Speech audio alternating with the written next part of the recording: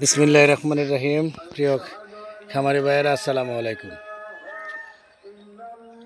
আজকে আপনার ভাবলাম যে পুকুরের মাছগুলা আপনাদের কাছে একটু তুলে ধরে। এই যে দেখেন, আপনার কিছু আদারের বস্তা আপনার বেঁধে দিয়েছি। এই যে গামলার মধ্যে, এই যে ড্রামের ভিতরে অলরেডি খৈল বিজানো হয়েছে, সরিষার যে খৈলটা।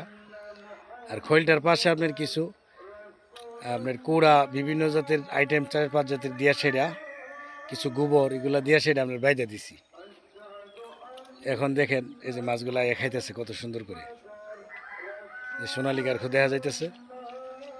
আর বিশেষ করে আসলে মাছের খাবার তো ইনশাল্লাহ আলহামদুলিল্লাহ অনেক ভালো। কারণ হইলো আপনার এই যে দেখেন, এই যে হাঁসগুলা, বিশেষ করে আপনার এই হাঁসগুলার যে মলগুলা, এগুলো তো একটা মাছের আদার হয়ে যাইতেছে।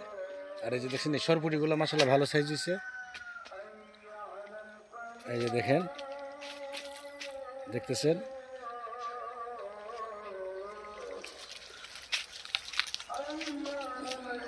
পানিটা অনেক কমে গেছে। তো যাই হোক, রমজান মাস, বেশি একটা মাছের চাহিদা নাই। রমজানের পরে মাছ ধরা হবে,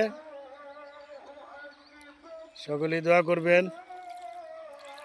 এই যে দেখেন মাছ,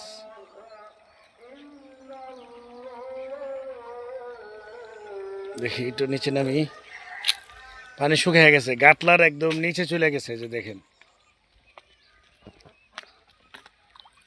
এই যে এগুলো কিছু তেলাপিয়া আছে এখানে।